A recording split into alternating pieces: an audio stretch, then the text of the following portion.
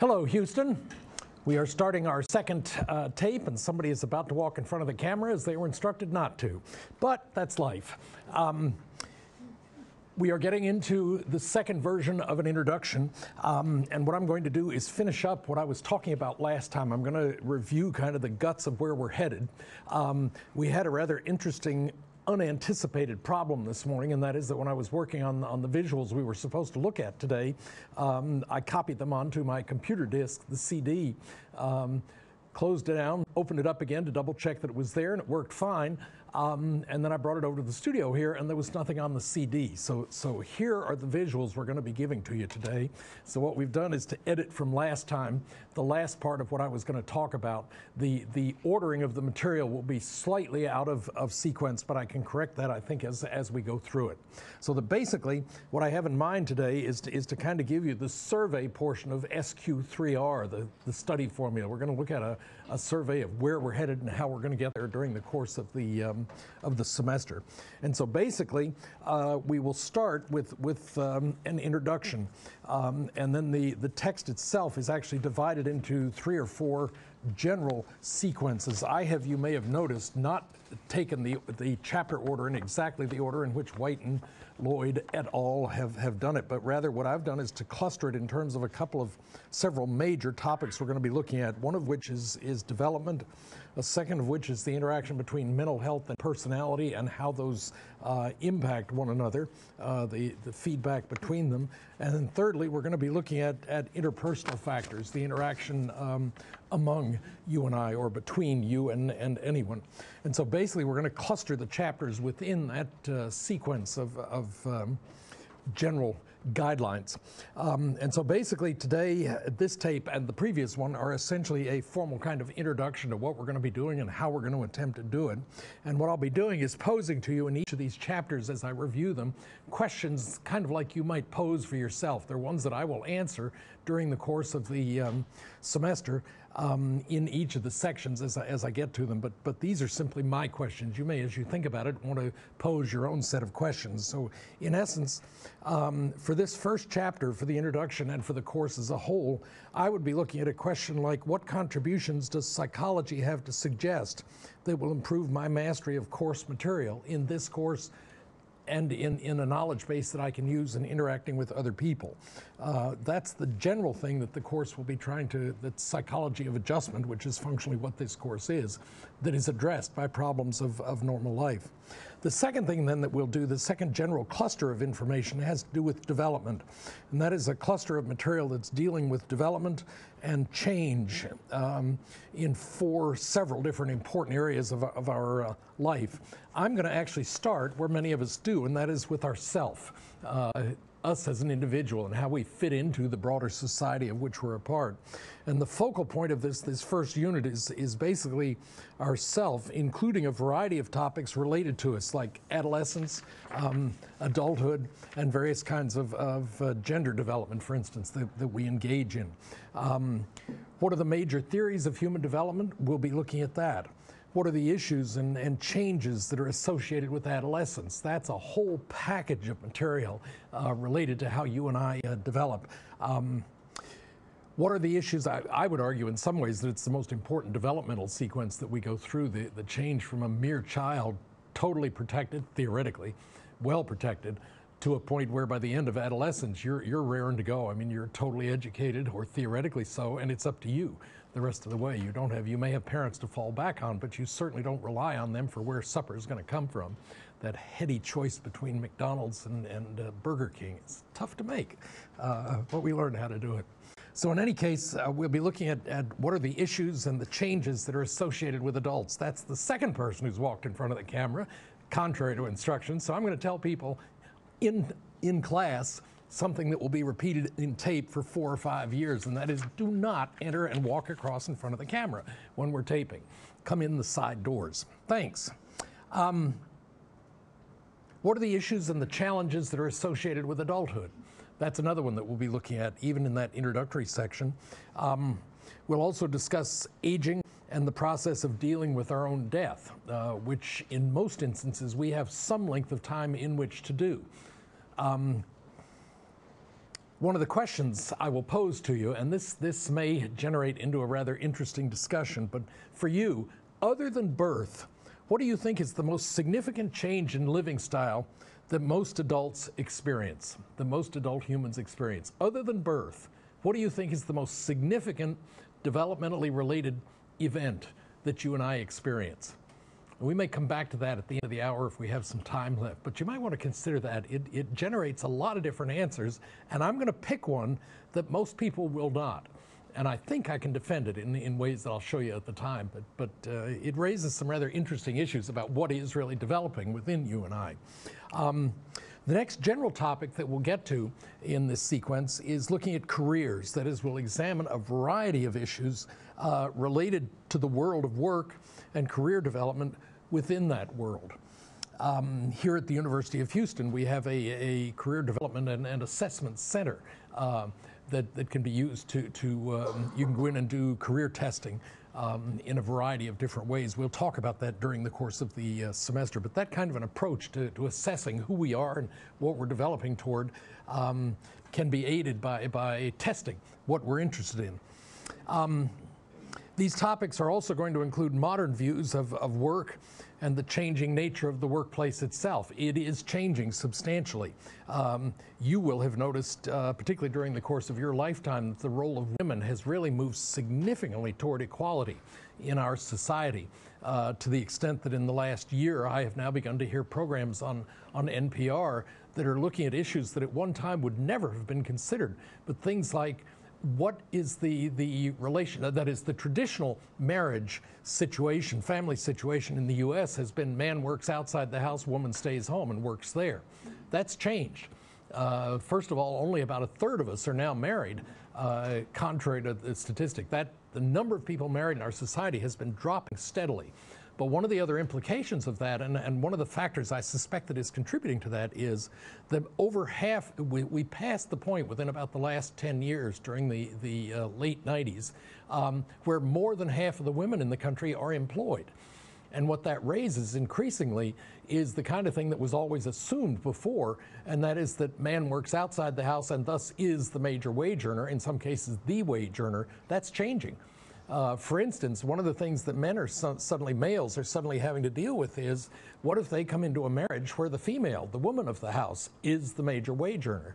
That's clearly a possibility nowadays, and that's beginning to have, according to the series on NPR that I was listening to here several days ago, some real major impact on the nature, the social balance between males and females, and we'll get into that as we look at the issue of the careers that you and I get into and how what we're headed toward. We're going to look at the changing roles of women significantly, specifically in that context. We're going to look at things like the role of motivation, which is both a source of urging onward and also a source of some problems, depending on how motivated you are, how driven you are to get into the workplace, and how driven you may be to stay out of it, depending on what the balance is in any particular marital relationship. We're going to look at the strengths and the weaknesses that jobs impose on people. Some are very, very rigid. A time job. You show up at 8, you produce cars until 5, and you go home. You can just hang up all your concerns and the job on the post and go home and leave it. Other jobs like lawyering, MD problems, or people who are medical doctors and so forth, they have a career in which they face a series of problems that are constantly with them. They wake up at 3 in the morning and they fuss about, what am I going to do about patient X or patient Y, and so forth and so on. So the nature of the job itself can impact the kind of career that you ultimately have directly, and we will look at that. We'll review some of the recent models of career development, of which there are several, and look at essentially the idea of how do you go about making an informed decision on your career. And I'm going to argue in favor of testing. Do some testing of your interests. In fact, we will try to arrange that in such a way that it can be a credit-getting opportunity for you if you have the ability to get to a testing center. And so the question that I would pose for you, the kind of question that I would ask in this section, is how and where can I get information to help me select a personally and financially rewarding career? kind of a fundamental question. What are you going to do with your life, and how are you going to get somebody to pay you to do that with your life? And that's kind of one of the key elements in establishing and beginning to develop a career. The third general factor that we're going to look at in examining ourself is gender. That is, the third element of our developing story will be essentially that we consider how we develop gender-specific behaviors, and there are a number of them. We'll look at how females and males compare, performance-wise, and so forth and so on. We'll examine the origins of gender differences, both environmental differences as well as physiologically based differences, and examine their relative import or lack of it, impact and lack of it in the kind of career that you create for yourself. So there are a lot of things that impact our behavior that alter the career that we get into, the gender that we represent, and so forth. It's been interesting over the course of my career to look at some 40, 45 years of education and look at some of the changes that have occurred. One of the ones that you probably won't even notice is the fact that there was a time when if a woman came on campus, any campus, in pants, slacks, she would have been looked at kind of funny. If she wasn't in a skirt, it was just kind of an abnormal relationship. It was assumed that men would be in pants, women would be in skirts. Slacks and jeans are now the norm all across the campuses around the country, and you don't even think about it. But I'll bet you could walk across our campus and not see a single skirt. Take that as a bet if you want to go with it. We could go outside with a camera and look, but a skirt is quite rare unless it's kind of a formal presentation. Somebody's doing a presentation, or they're going to a party or something like that. Then that kind of different dress is more encouraged and tolerated and so forth. But we've actually moved toward a kind of a uni mode. We are dressed in slacks, period, independent of what our sex may be. And so essentially I'm going to examine the forces that determine our development as a sexual person. That'll be one of the key things that we look at in sexuality as the final unit in this topic, a series of topics having to do with our developing self. We'll discuss sexual interactions and let you reveal the deepest secrets of your own sexual life right here on camera. We'll do that during the, don't worry, I'm kidding. We'll conclude with a study of common patterns of sexual behavior and the factors that impact those behaviors. And you and I know what they are. There are some rather interesting studies that I might even encourage you to think about getting into one. But one of the signs of approachability that we tend to have is, if you think about it and watch people interacting, people who are approachable will tend to tip their heads slightly. It's very subtle. And if you don't notice it, it's very, you can blow right past it as a cue. But for people, you may have had a friend in high school who was just dead on in terms of being able to get a date for him or herself. If a dance was coming up, you talk to him or her, and they've decided, well, yeah, I'm going to get a date for Friday night's dance.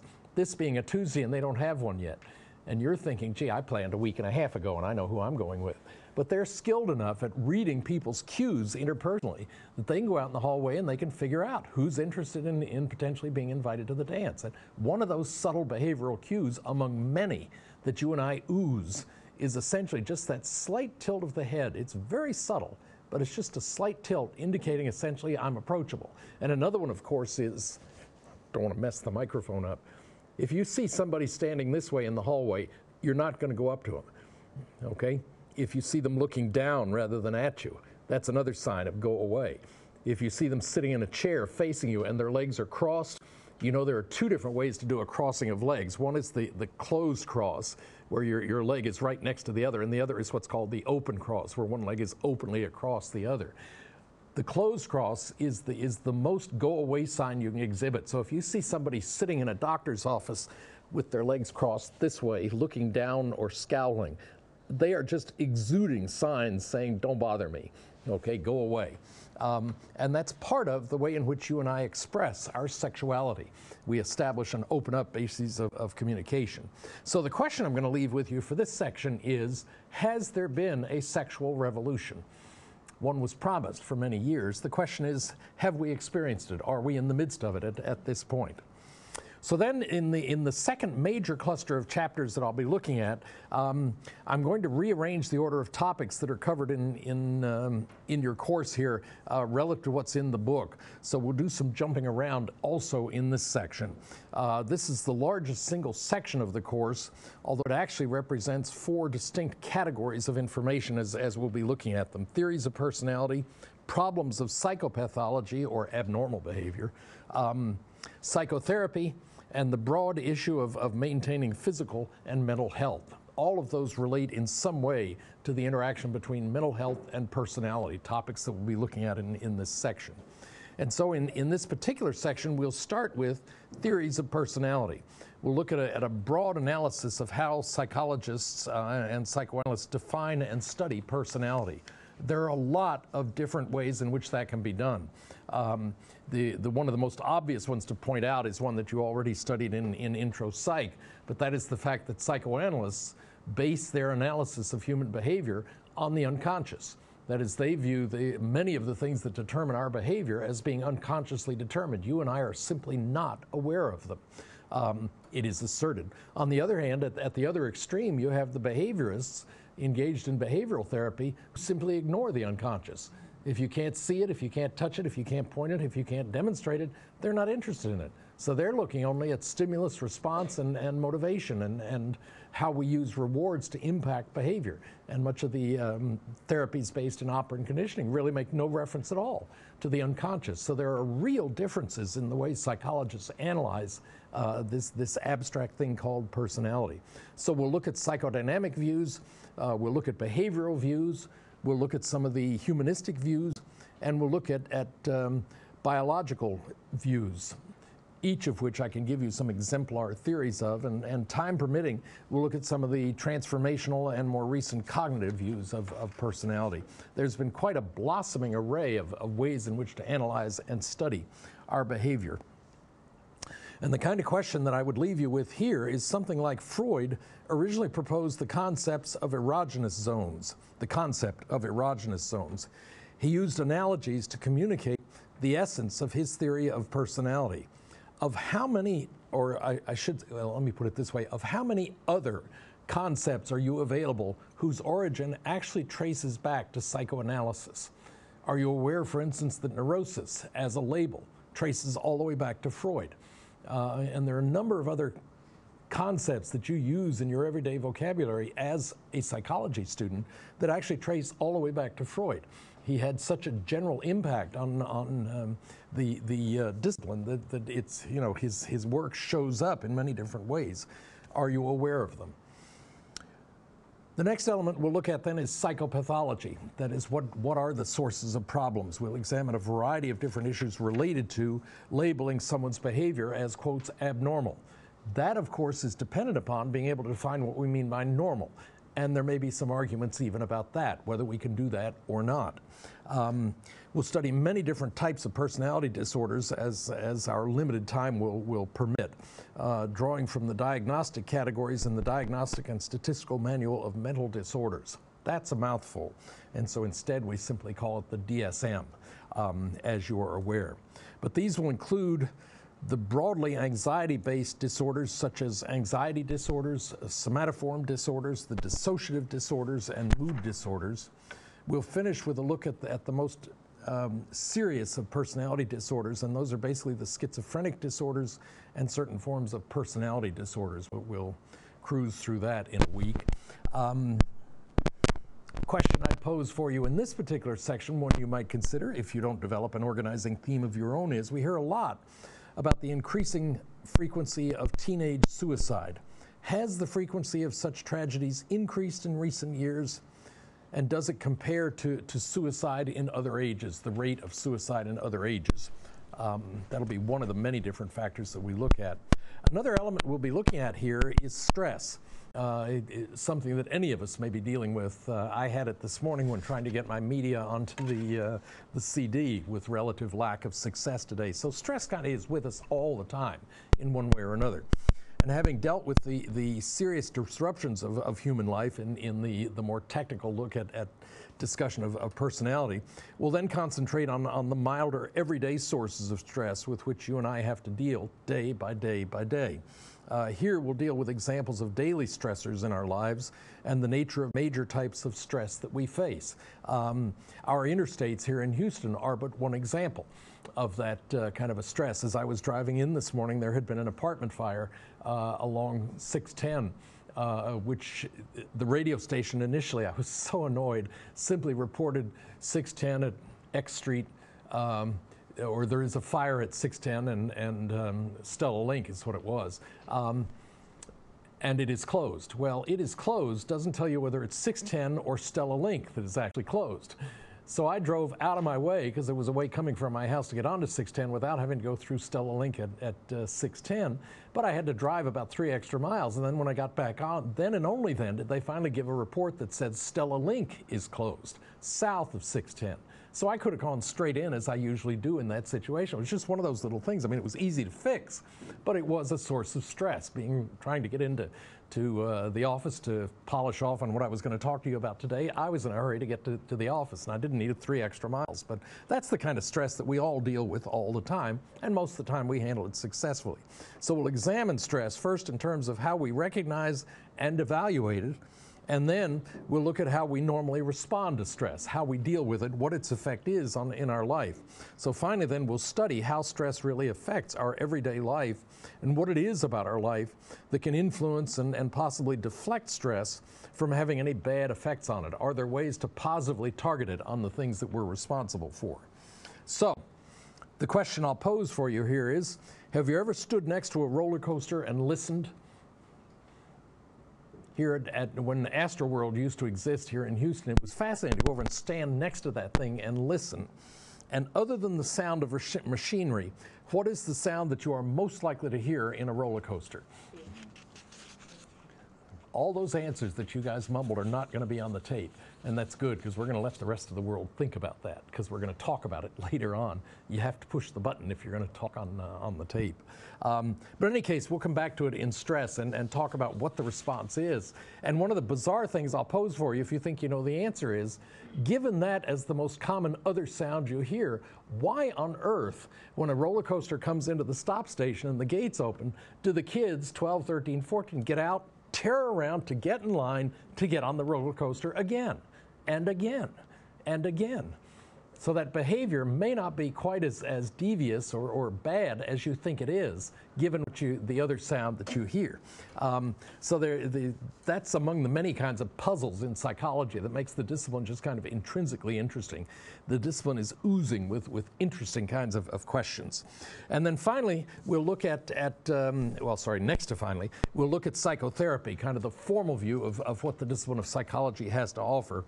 We're going to, having reviewed all of these sources of upset that can be visited upon us, we're then going to direct your attention to the professional process of how psychologists go about offering therapeutic help in the form of psychotherapy. We'll examine general issues related to various types of treatments that are available, as well as the various views of who seeks and who offers such forms of therapy. I can name at least 10 different professionals who actually offer what would generally be called psychotherapeutic help. Can you name them? I can think of at least 10 different labels that are applied. So psychotherapy is widely available, and that leads to certain kinds of licensing problems and consumer issues about who you really ought to turn to, given the nature of what your problem seems to be. We'll talk about that in this section. We'll examine 3 or 4 types of therapy, including, for instance, psychoanalysis and some of the humanistic existentialist therapies. We're going to look at behavioral therapy and the various forms of physical therapy. And time permitting, we'll even review some of the suggestions as to how to seek a therapist. And I'll leave you with this question. What is actually the best form of psychotherapy? What is the best form to seek? If I need therapy, how will I know I've selected the best therapist? There are some people that have examined that and offered some instructions, some kind of questions to ask yourself in terms of, once you have a problem and you've sought professional help, what are the ways in which to gauge whether the therapy is being successful or not? And the next to final element in this section, I told you it was the biggest section of the course, that we'll be dealing with is coping. So whereas the previous section concerned how we deal with serious problems of mental disorder, this section on coping is looking at the daily problems faced by all of us all the time. How do we cope with the array of problems that life serves up to us at any given time? We'll divide the unit into two broad categories of topics. One will be an examination of flawed or ineffective strategies for coping that people sometimes use, and the other will be an analysis of three types of coping techniques: appraisal-focused, problem-focused, and emotion-focused coping. The question that I'll leave you with here is, I think, an interesting one to consider, and that is, how can I best achieve self-control in emotionally charged situations? You know some friends who are absolutely cool in a stressful situation, and others, their face gets redder and redder, they start perspiring, and so forth and so on, and they have a lot of trouble dealing with the pressure that we sometimes get into in meetings, in face-to-face confrontations with the boss or a power figure in our life, and so forth. There are strategies for dealing with that, but the first thing is you have to be aware of the problem. What are the signs in you? It's not directly related here, but you'll see its relevance in a minute, and that is that I have diabetes.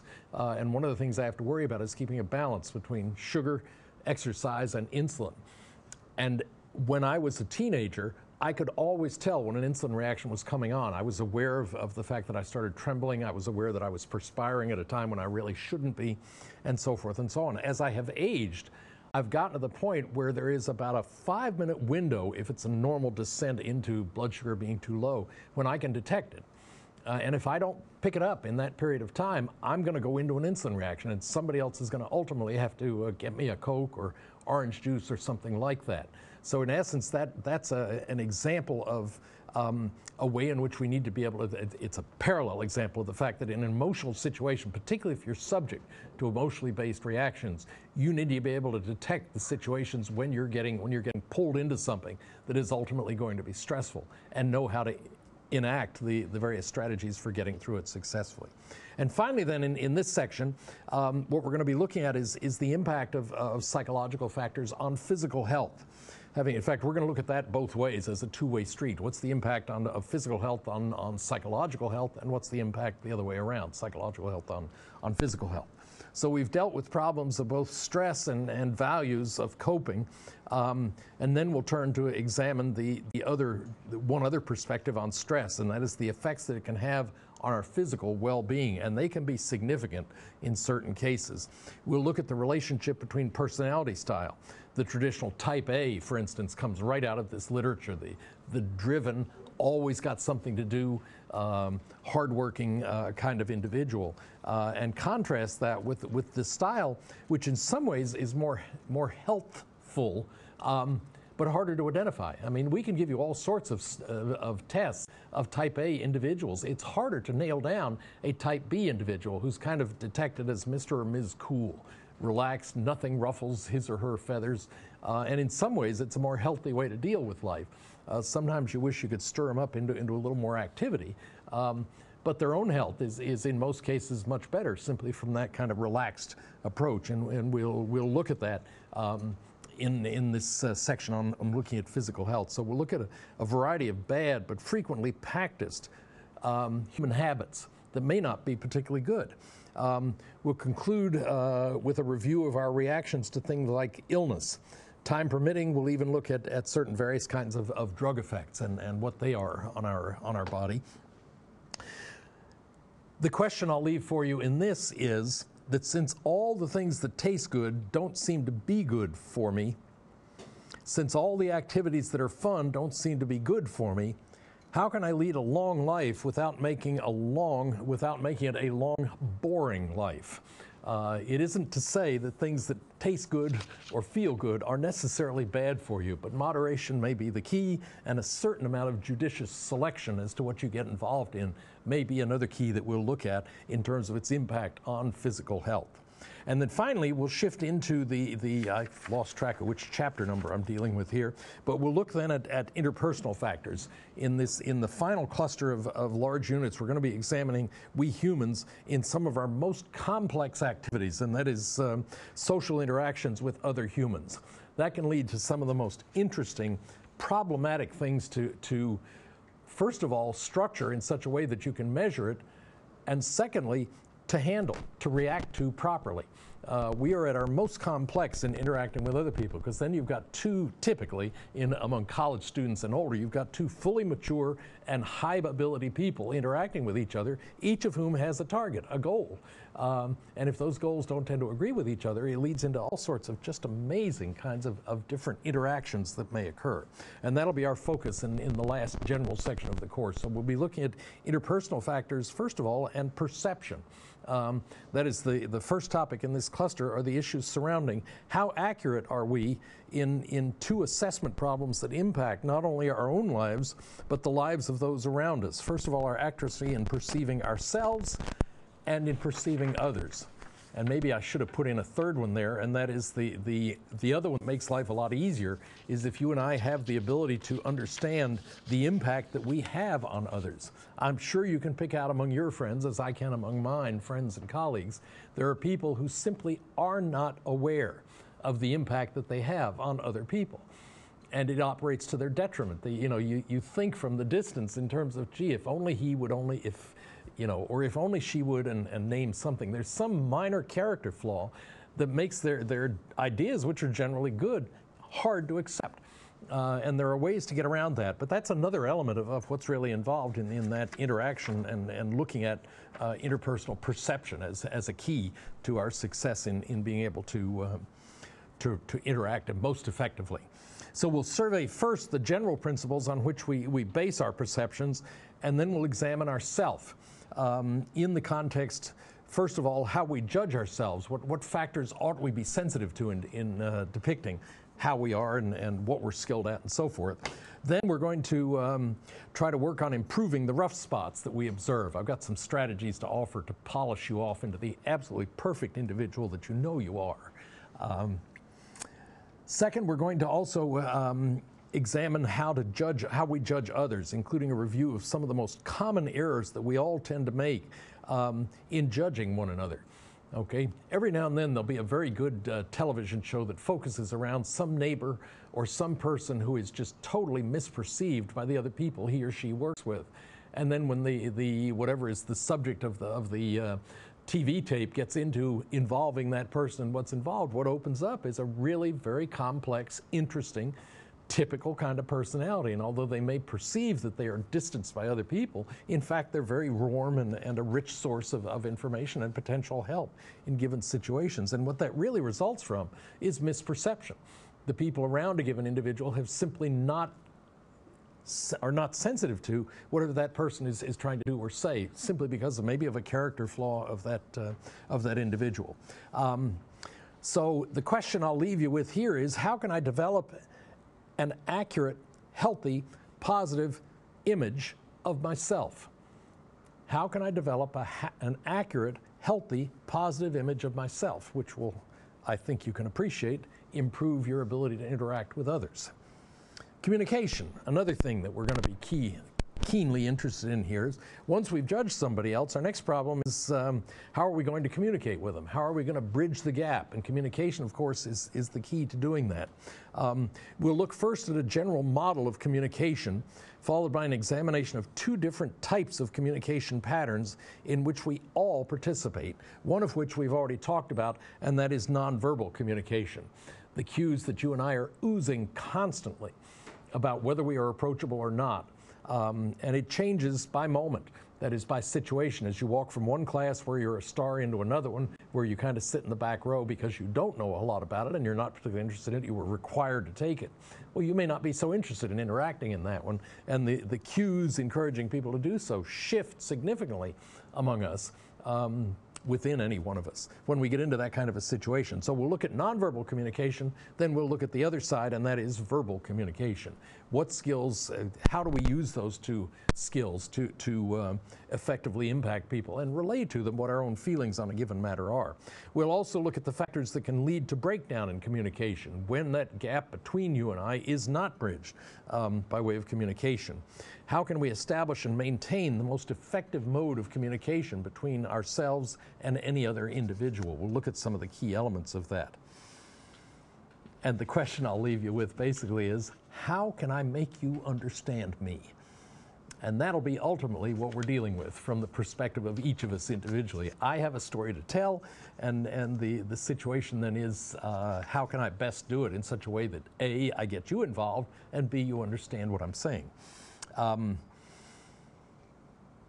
Okay, so you're communicating. That's one gap filled. The next problem is, what are the goals of your communication? What are you trying to achieve with that communication? And that thrusts us into the middle of some of our most complex of all human behaviors. When are we subject to the influence of the presence of others in social situations? To give you a tease, a lead-in, you know that you will behave and talk differently with a member of the opposite sex when the two of you are alone than when you're together, okay? With somebody whom you're romantically interested in, I don't necessarily mean to say it has to be a member of the opposite sex, but when you're with somebody that you're romantically interested in, you two will behave differently with each other when you're alone than when you're in a broader situation where there's even just one other person up to hundreds of additional people. That situation impacts the nature of which we utilize our communication skills to influence somebody. So this will lead us to an examination of the social factors that also contribute to the efficacy of our communication. You can see that in any particular political campaign where some person usually ends up winning an election. If you focus on the two elements, there is some key character difference. One is a more effective communicator. One has a broader range of ideas. One is simply unstoppable, unflappable in any kind of face-to-face exchange. You never know quite what the feature is going to be, but in most cases, during the course of a political campaign, there is enough behavior exhibited by the two candidates, if there are only two or three, whatever candidates, that becomes one of the significant bases for judging their efficacy in a given situation. And then we'll examine some of the choices we face when we're the target of a communication. For instance, do we conform? Do we simply conform because everybody else is? Do we comply, which is different? Comply is agreeing with a particular request. Conforming may be directly requested or maybe simply a passive way to deal with a situation. Do we obey, where we're specifically asked to do something, okay, such as not walking in front of the camera when we're taping? That's an obeyment issue, essentially. And finally, then, we'll study a lot of features of groups. We'll look at, for instance, what is a group? How do we define a group? How do groups impact our individual decision-making? Do they make a difference? And you'll be surprised at some of the differences groups do have on the decision-making that we make. How do groups influence our individual efficiency? Okay? What are the situations in which a group is better than an individual? You think about it, I can pose the problem for you very easily, and that is, if you have a math problem that one person can solve in an hour, two people have to do it in 30 minutes or less to be more efficient. Three people have to do it in 20 minutes. Four have to do it in 15 minutes. Five have to do it in 12, 6, and 10, and so forth. And you can see that there's a point of diminishing returns. For particular kinds of problems, there's a point beyond which increasing the group size is not going to lead to an increase in the efficiency of solving a problem. And that's one of the things that you can look at in forming the group. And so in essence, we're going to review three different elements sorry, I've jumped ahead in my notes and I didn't mean to. How can you or I or anyone lead a group? What are the features that you really need in group-based leadership situations to have an impact on that group? And then we'll look at friendship as one of the closing elements of our interactive category here. And that's another complex topic in which we'll turn. in terms of how we choose our friends, who becomes our best friend, and so forth. Who becomes our husband or wife, who is our selected permanent marital partner, and with whom do we associate in broader social situations. When you're going to have a party, what cluster of friends do you tend to turn to invite to share the good times with? In this unit, we'll examine how we develop friendship, specifically focusing on the factor that seems to influence interpersonal attraction, and there is a key measurable feature that's involved there that we'll talk about. And then we'll review 3 elements of friendship. First, what is it? Secondly, how do friendship and love relate, or do they?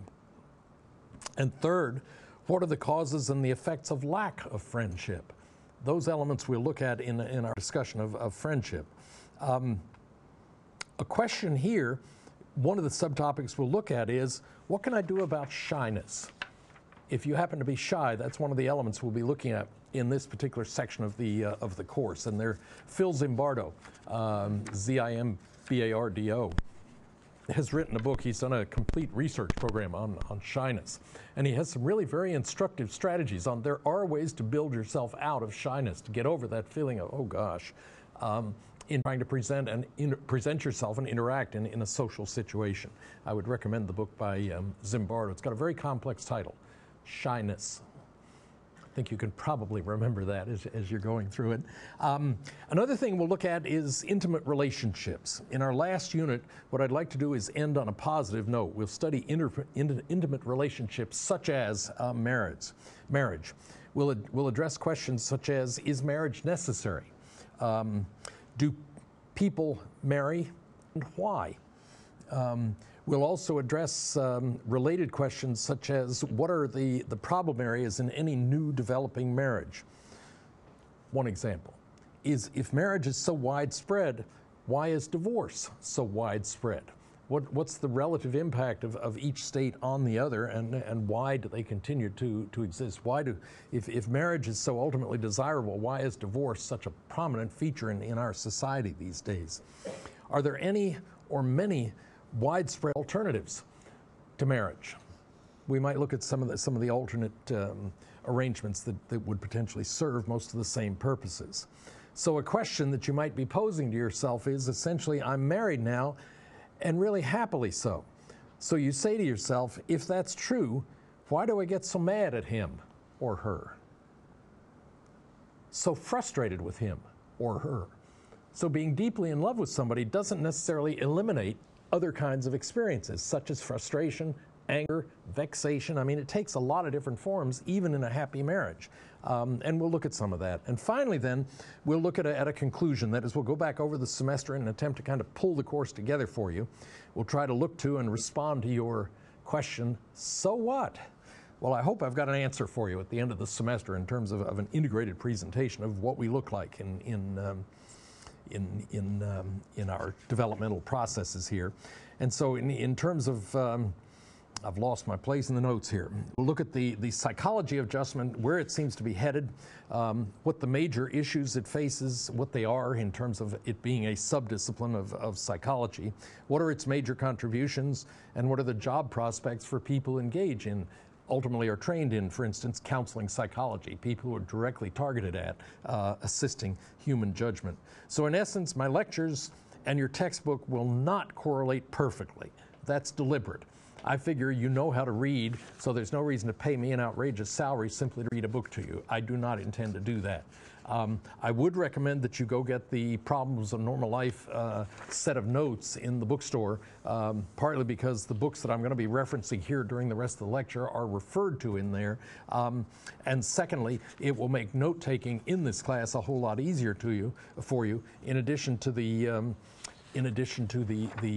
pages that are in there that we are going to ask you to turn in. One of which, for instance, is the calendar that we've already asked, the schedule that we've already asked you to do. And so we continue as we look into where we're headed here. What I'm going to do is I've already reviewed for you the course structure, and much of what I'm going to say here now will be helpful to you if it'll be easier for you to follow along if you want to get into the syllabus portion of the Cognitive Psych, the book, because I'm going to be talking about the key elements of that and how it impacts the course structure, what we'll be doing, how we'll be doing it, and so forth. And then we'll look also at figuring out how we're going to do a grade for you by the end of the semester. So if you just follow along there, you will notice, first of all, that there is one, in spring is easy. We start with a holiday and there's one stretch of holidays in the middle, spring recess. So for spring, it's easy. In the fall, we have Labor Day that normally drops in sometime during the semester. Thanksgiving is a little bit further down, but both, other than those holiday interruptions, which are included in the syllabus, we will be operating pretty much straight through. And for the taping, I'll have some comments about how the taping is built around the holidays traditionally. And the answer is really quite simple, and that is tapes are normally double played during the holiday intervals because, you know, channels still have to fill their time, and so the tapes are double played when they're on television, and they're certainly available continuously through YouTube, which is a way in which it's most frequently offered now. So the holidays are on the schedule. The textbook readings are another thing that you're going to be vitally interested in, and those are basically looked at in two different ways. One is in terms of the chapters themselves. Those are the rightmost column on the syllabus when you're looking at it, and you're going to have to stretch all the way across the page because the date that is involved is on the left side. It's a column down the left side. Some of you will have double columned syllabi where there is a date for the taping of a given lecture, and in other cases there is a play date. And what I'm recommending there is that if you're going to proceed logically through the semester, I would not recommend that you save all the viewing to cram in during the 1 week immediately prior to the first, the second, and the third exam. I am boring to listen to straight through in 75-minute units. Don't do it that way. You won't master it all, you won't remember it, there'll be too much conflict across the information. It would be better for you simply to spread it out, and I've suggested some dates in the outline there by which you ought to have viewed the taped information from YouTube. Okay? So I want to talk about the textbook readings. The course text itself is listed at the bottom of the syllabus or schedule. At the moment, it is anchored around Whiten, Lloyd, Dunn, I think it is, and I can't remember the last author, Hammer. And the first thing, as a hint to survive and thrive, is that I would strongly recommend that you do the assigned readings before viewing the tape material, because I'm going to be assuming that you've read that material and that you're familiar with it as I get into this, this course, which is at the junior-senior level. So theoretically, you've had an introductory course and have some ability to step in here and appreciate what I'm actually talking about.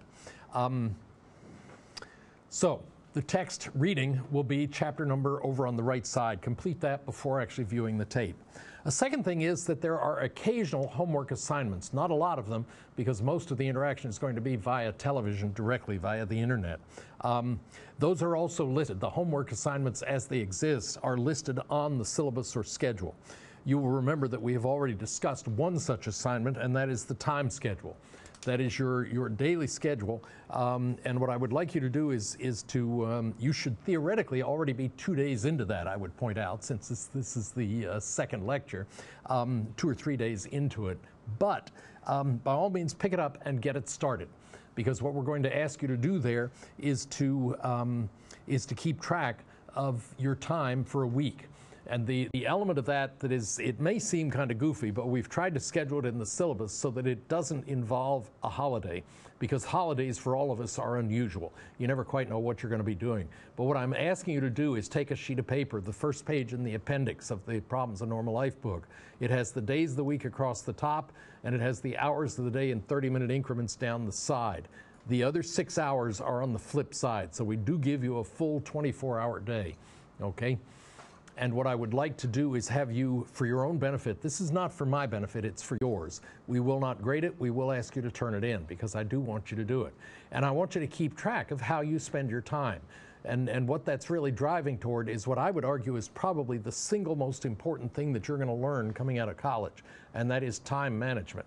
To give you the example of extracurriculars, voluntary activities, clubs and so forth here in the University Center here at the University of Houston, we've got about 150 different student groups, ranging from debate to field hockey to soccer to touch football, you name it. There's a group organized formally around it. You may have all those interests, but you don't have time to do all those things. So what you really need to do is to manage your time in such a way that you save a time slot each week for that kind of activity if it's of interest to you.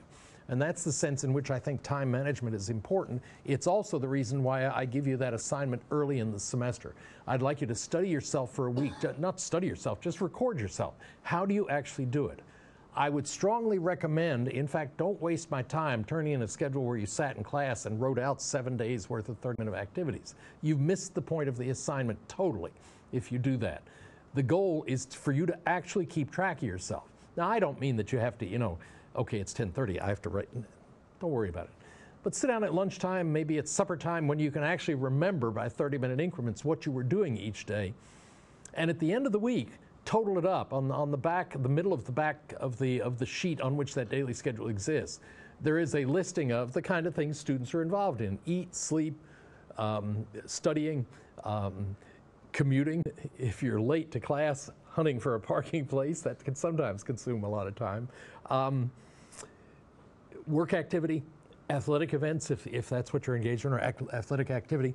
Just keep track of yourself for a week and then go back and look at it and ask yourself a question. Pick out whatever is the single most important activity to you. It may be family. It may be studying. Hopefully it would be as a representative of the university. That's the one I would campaign for.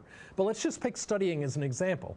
Let's suppose after a week you discover you only spent 6 hours, pick a number, 4 hours studying, and you meant to do 20. I talked last time, and I'm going to talk again about it, boring as it may be. If there's a given activity such as studying that you're not spending enough time doing, do not try to correct it all in 1 week. That's too much of a jarring change of the week you just spent, the habits you currently have.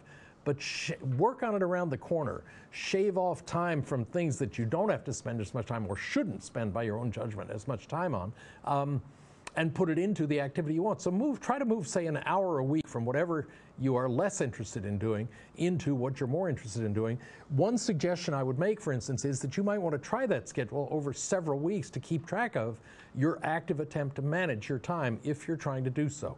If there's an area where you're trying to spend more time, or an activity, I should say, where you're trying to spend more time, keep a record of it. Notice what happens. And the second week, write in ink the time that, if studying is what you're working on, write in ink in the schedule the time that you spent studying, because clearly you had time there available last week. It should be available this week, and you might hang additional time on that front and back in order to build the amount of time that you spent doing that. But use it as an exercise and see if you can actually gain control of your time in a more productive way than it may be expended right now. Now, one of the problems that I have here is that I would like to send you and show you an address on where to send everything. We're going to have to give you a quick tour of the visual aspects of this lecture at the beginning of the next tape, because we simply don't have that material. But I'll simply read out the mailing address for sending stuff in. For instance, the schedule. It should come in to Richard A. Cashaw, my last name. Go look it up in the schedule if you don't have it anywhere else, or on the front of the Problems of Normal Life book. Department of Psychology, University of Houston, and it's Houston TX. The proper zip code for getting to the Department of Psychology is 77204-5341. 77204-5341. When you do that, and I'll be showing you this a little bit later, but when you send in any email, do me the favor of putting the number 3347, course number, directly on the outside of the envelope, okay? It just makes it easier for me to sort that when projects are due, to sort that and pull out the relevant information so it doesn't get put into my do it later stack. So just put the course number that you're writing about on there. And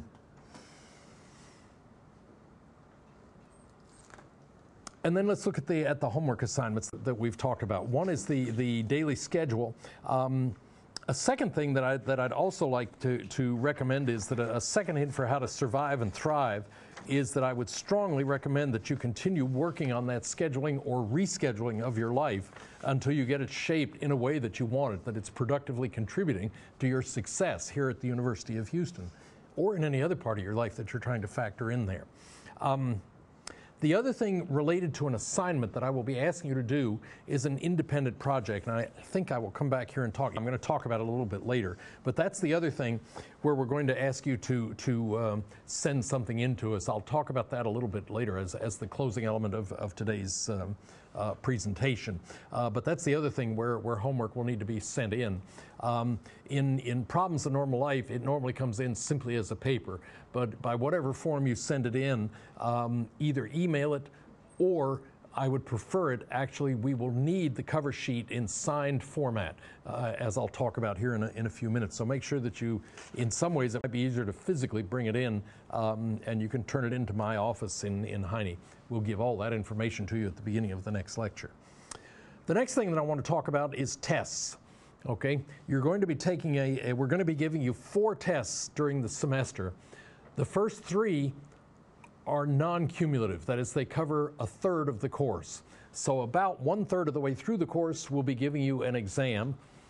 The second exam will be about 2/3 of the way through the course, and the third exam will be 3/3 of the way through the course. That is, we'll give it to you actually at the time of the final, allowing us then to give you the 4th test, which will be a cumulative final. So where the first 3 are non-cumulative, simply covering a third of the class, the final is going to cover everything, about that deep, but it's going to cover everything. All 4 of those tests will be 50-item tests, guaranteed. 50-item, multiple choice tests. In general, it will be split roughly proportional to the amount of time we've spent on each activity. And for the most part, there are relatively few chapters that are unusually long. White and Lloyd, Dunn and Hammer have done a reasonably good job of keeping each chapter around 30 to 35 pages long. So the tests will be pretty equally divided among the different subject areas, among those chapters that we're covering in the book. Those 4 grades will be combined with, well, in fact, let me hold off talking about that. So we got the 4 grades, and then to hold your interest in it, I'm not going to tell you exactly how we calculate the grade yet. But my third hint to survive and thrive in the course is that what you ought to do is not rely strictly on your notes. Go back to the diagram that I gave you in the first lecture, you will remember, where I suggested that in page you have a line down the left side so that you can fold the writing back and focus only on the coded words. Ultimately, use that as a strategy for mastering the course material in a way that will make it maximally beneficial to you, and have it in your head, basically, so that you'll be ready for the test. They will be closed book tests, not open book. Partly because most of the time when you go into a business meeting anytime later in your life, if the boss asks for a given solution, you're not going to have time to, just a minute, it's in this organizational behavioral book. Don't worry about that. You've got to have it in your head and know how to get to it and use it if you want to. And that's really the reason that many instructors, as I do, give you closed book tests at some point during the course of the semester. The ultimate measure of whether you have mastered course material is whether you can apply it without having to look anything up. Okay? The final exam and the third exam will both be given at the same time because we have, as you know, in the University of Houston, a 3-hour final exam period. Normally that exam will be scheduled about 3 to 5 days after the last tape play date, okay? So that you can plan on that, and we normally try to do it on Friday night. Sometimes I get a chorus of hisses and boos when I announce that. But the reason for it is that in human life, I know that Friday nights we tend to keep free. So I'm going to jump on that and utilize the fact that you're normally not busy doing anything else Friday night, and that's when we'll do the tests. In exchange for that imposition into your personal life, what I will promise to do is have the test results back to you by email by the following Monday. They're scored in the University Test Center, and unfortunately they don't operate over the weekend. So I can't get them scored until Monday morning, but I will certainly do that and try to get the results back to you by email that afternoon. So we'll do as rapid return of results as we're capable of achieving. So again, the third and the final exam will both be taken at the same time. Another thing related to those exams is that the Board of Regents actually requires that distance education instructors have to meet face-to-face with their students at least once during the course of the semester. And that's the reason we do the testing, by actually having everybody, whether tape-based or in studio, come to a central site to take a test on Friday night.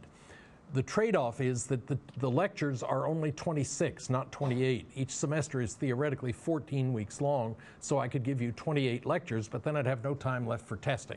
So in fact, what I do is just build the course around 26 tapes, 26 75-minute tapes, and then your exam will be one of the where I take back one of those hours. That is, I'm essentially giving you three lecture hours off.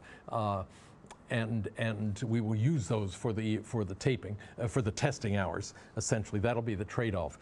During the course of that test, gathering for the test, I will be holding a review session, and that's where we respond to the Regents' requirement that we meet each of you face-to-face, and it turns out to be a pleasure to do so. It will be held with all of the students who are viewing a lecture at any given time on a Friday night immediately before the test itself. So you can generally figure, unless something major in the university schedule changes on any given semester, that the review session will be held at 7 o'clock on that Friday night when an exam is being held, and the exam itself will start at 7:30. I would point out on the syllabus that the review session is required on the first one. Thank the Board of Regents. On the second one, it is strictly voluntary. You can come if it was helpful, if there's a question you want to discuss, anything. Your project, I don't care. We will respond to your needs in both of the review sessions. But I will be going over the material during that particular time. One of the things that we often talk about is in the first section review is problems with formulating the independent project and what difficulties you may have faced in coming up with a project. As a reminder again, make sure that you send in that project figure at least a week prior to the, let me back it up a little bit. Let me say that we have to receive it a week before the first exam date. And I think that'll be generally true any semester this is offered. We've got to receive it at least a week before the first exam is given. The problem is that the person who's reviewing the material will have to have a little time to go through what you're proposing and make any alterations that may be suggested. Don't panic if when you get the sheet back it says "See me" with the TA's initials on it. More often than not, what we're doing is suggesting either a way to clean it up, to get at whatever you're trying to study or impact more directly, or in other cases, what we're doing is shortening. You're trying to do too much. We don't want a junior master's thesis. Remember, this is just one part of one grade in one course among the 42 you're going to take and call yourself a graduate of the U of H. We don't want a master's thesis. And so in some cases, that "See me" is simply they're going to give you some help in trying to cut it down to a manageable project on your part. So we will ask you to get that approval sheet into us and do so in such a way that we can get it back to you, return it to you the night of the first exam. Figure that you should not leave the exam room until you have that sheet approved. Do not, I'm telling you, count on bringing it in at that first exam, okay? The TA is always busy, or I am always busy supervising people taking the exam, and he or she or I do not have time to approve the project. So make sure you get that sheet in, preferably in the recommended week before the first exam. Now, let's talk about that independent project, because really there is where I think you're going to have some fun. My intent there, and what I'm assigning here, is that you've got a lot of possibilities for conducting this.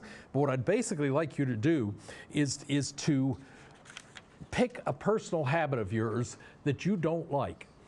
Okay? All of us have one of those. Something that we do that we simply don't like. All right? I want you to nail that. I want you to describe what that habit is in glowing detail. And I'm going to challenge you in this independent project to develop a system utilizing the principles that we're discussing here in Problems of Normal Life. I want you to develop a system that is based on psychological principles, apply it to yourself, and alter that behavior. Okay? So I want you to pick a personal habit of yours that you don't like, the one that you're most annoyed by, and alter it. Okay? It may be that you're constantly clearing your throat. Okay? I don't know what it's going to be. Maybe you have a nervous habit of scratching your cheek. Who knows? But whatever it is, identify it, independently measure it, get some kind of an independent assessment. You may want to have a friend who watches you at the beginning, a baseline, apply your strategy, and then get that friend to measure you again without telling them what your effort has been in the middle, but simply, do I still scratch my cheek as much when I'm talking to you? At the end of have an independent measure of some sort about your success or lack thereof. That can happen. Okay? But the intent is basically to identify a personal habit and develop a systematic procedure by which to change it during the course of the semester.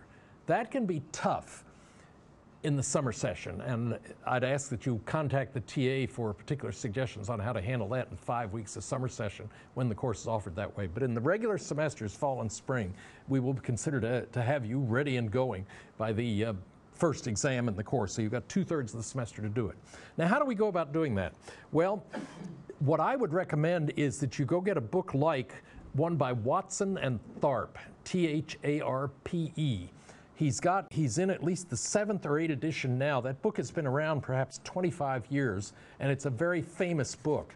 It is also very expensive, so I'm not going to require that you buy it. You're probably not going to be able to find it in the library because it's a paperback, essentially.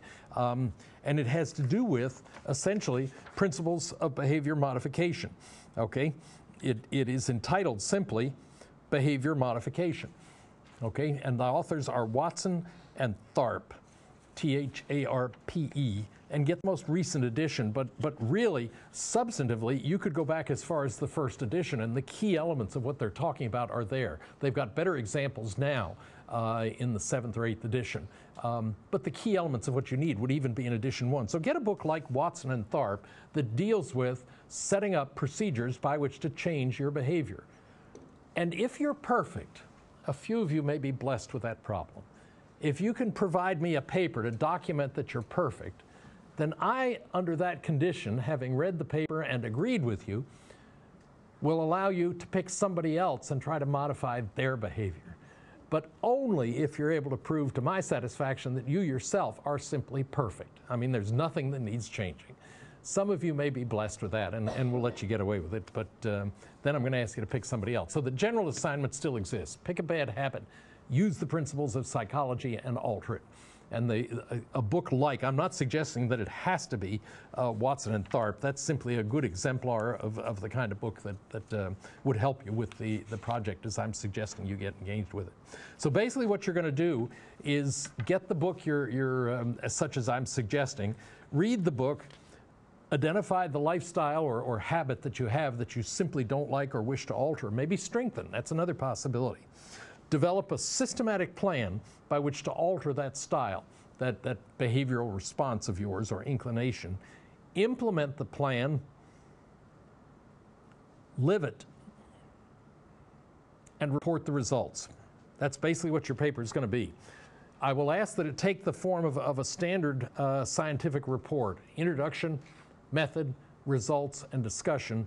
But, hear me when I say this, it is not necessary that you have references beyond the book that you use to actually develop the plan for modification. Depending on the nature of the behavior, you may want to pull in a couple of other books, outside resources of somebody writing about the particular subject that we're talking about in the behavior you want to change. But the only reference that is really required in this is the reference of the book that you actually used from which to develop the plan that you're going to implement in that situation. The other change that I will allow among the introduction, method, results, and discussion is, unlike most psychology papers, in this case I will allow the use of the pronoun I without circling it in red and putting exclamation points by it. That won't happen, because in this case this is ultimately a report on your behavior relative to you. So I can't deny you the opportunity to say I, because that's the operator in this particular case. So what you'll need to do then is to submit the independent project approval sheet, giving us enough time to go through it and review what you're actually going to be doing there, and then enough time so that we can return it to you at the mandatory review session prior to the first exam. So my fourth hint for how to, I've lost track, but another hint for how to survive and thrive in this course is that you need to recognize that this is designated to be and will be graded as a semester-long project, okay? So you need to jump on it and start thinking about it now. Do not wait until 10 days before the end of the semester or 10 weeks into the semester to get started on this, because it will show in the results that you don't have to offer us, okay? We know what results look like, we know what we're expecting to get, and it would take a pretty surprising project to get around that kind of thing. So just keep in mind that it's intended as a semester-long attempt on your part to begin to learn how to apply principles of psychology, specifically in this case, to altering your behavior. So the sixth, and let me back up a little bit. The other thing that I want to mention is that the final project has to be postmarked not later than the due date on your syllabus. That is, we need to get it with enough time to grade it. And so we will insist, if you do bring it in personally, no problem, but make sure that it is received in my office by the posted due date. If you want to mail it, that's fine. I don't care. Just make sure that we get it with enough time left to be able to grade the project itself. And your graded project will be available at pickup at the time of the final exam. I cannot promise, given the pressures that graduate students are under and that we're all under at final exam time, that we can have it graded any time before. If it's available earlier, I will send you an email letting you know that it can be picked up in my office, but otherwise figure that we will bring it to you at the time of the final exam. So then you're curious about, well, okay, for all this thou shalt and thou shalt not, how are you going to grade us? Well, in essence, what I'm going to do ultimately through the course of the semester is pick up 5 grades from you. The 4 exams that we talk about and the independent project, which will be counted with equivalent weight to that final the exam grades. So I'll end up with 5 grades. What I will do then is to drop the lowest grade. So your course grade is going to be based on the best 4 out of 5 shots that you give us. Okay, we'll give you 4 exams, 3 covering each third of the course, the final exam, and the independent project. Assuming you do a legitimate job on the independent project, if that turns out to be the worst grade, and it very seldom is, that will be the one that's dropped, okay? But don't figure that you can just blow off the independent project and hand in a half a page of non-report. That will garner you an F, which will also cost you another test grade, okay? So I do want that independent project done. But assuming you give us 5 legitimate grades, we will drop the lowest and give you your course grade will be based on the most informative of the best 4 out of 5 that you give us. Quick minds immediately jump to the idea that, well, that means I don't have to take the final. And you're right, you don't have to. As I said last time, and will remind you again, think of it as a win-win situation. Among the 5 grades, if you give us all of them, all you have to do on the final is better than the worst of the other 4 grades, and you've helped yourself, because that means that other grade will be dropped. So you have everything to gain and nothing to lose by taking the final. Okay, if that's the worst, it'll be dropped anyway, so it isn't going to adversely impact you, and you do have a shot of improving your grade in the course in that situation. The unfortunateness of what I've got here is that I want to get into a very brief discussion of a model of critical thinking as the final thing that I want to talk about here to show you kind of how we're going to go about shaping your mind. I'm going to just kind of skim it now, and I will start with this at the beginning of the next lecture to give you a better understanding of what I'm actually talking about here, because the diagram in some ways really goes a long way toward presenting here documenting what I'm actually talking about here. What I want to do is to explain a model of critical thinking that was developed by a group of us, about 10 psychologists at Alverno College about 20 years ago now, and it's really very well withstood the test of time. And what that model is basically predicated on is the idea that you and I start with some basic belief, a knowledge base, okay? And that knowledge base, if you kind of break down what it is that we have stuffed in our head right now, if you really label those things, some of them are facts. That is, they're things that we know. You slam your fist into a wall, it's going to hurt. Okay, that's a fact. I mean, you don't have to go around testing that a whole lot. We make certain kinds of assumptions. And that is that if I drive very skillfully, I can drive very fast in the city and get from point A to point B. But then sometimes the police are around behind, but the sign or something like that. But that's an assumption that we make about how things operate. And then we have certain values. Those are unique to each of us. You know, you and I place different values on different kinds of things. I happen to like old electric trains, simply because I had a magnificent outfit as a child, and I had to sell it to get my first bike, and it was a pain in the neck. I've never quite gotten back to that glorious electric train outfit that I had way, way back. But that's simply something that I happen to value, wrapped around the belief that I actually do. Actually have relative to the value of electric trains and so forth. I'm off topic there. Basically, what happens is that the way the model is depicted is there's kind of a teeter-totter with a fulcrum right in the middle of it. And when everything is fine with you, you're happy. There's no amount of critical thinking that is required. But then what will happen is an external event may drop in on you at any given time. Think of it as a weight that falls on one end of that platform. And when it dislevels itself, excuse me, it kicks off a process of several things that are really the elements of what we're talking about as critical thinking. Number one, you're motivated to find a resolution. I mean, you observe something and it causes a kind of a or that surprises me, or I don't believe that. You know, there are a variety of different ways it can occur. On a news program, you'll hear something that you simply don't believe. That makes you go read other newspapers and so forth, or attend additional radio shows and so forth, listen to additional radio shows. So basically, when that unbalancing occurs, one of the things that happens is that you are motivated to reestablish equilibrium. You are motivated to get into the world of knowledge and find a solution to this particular lack of understanding that has been created in your world. The second thing that you're going to do then is to engage in information seeking. You're going to go about trying to understand the concept. That is, what are the elements of that, you know, what makes it what it is and why is it a problem for me? What doesn't agree with my current beliefs? Where is the discrepancy? So that's basically what you're doing, is looking to identify where's the discrepancy. So you organize your own knowledge on the subject, and you use the resources that you've got available for yourself. And then what you're going to do is to engage in information relating. Once you've gathered all that information, you're going to tie it into whatever event it is that you don't understand and that you're trying to come to a fuller understanding with. You may make links. You may identify patterns in that other phenomenon, how those relate to what you do already understand. What you're doing is essentially what's called thinking convergently. You're moving toward a common understanding, an agreement with this is what I know, this is what's demonstrated here, and here's how I can tie them together. So this surprise fits with, you know, I've expanded my knowledge in some way. You may infer logically. It may cause you to ask a lot of questions. You're basically going to apply the knowledge that you have and that you have gathered and try to come up with a solution to what's going on, the discrepancy that you sense.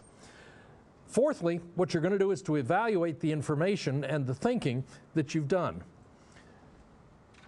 What's another name for this process? We talk about it in cognitive psych, and it's called basically metacognition.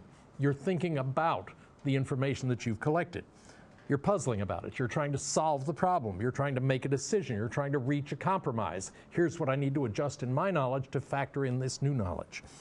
You evaluate the results of your effort in terms of relevance and accuracy, sufficiency, and all of those kind of elements.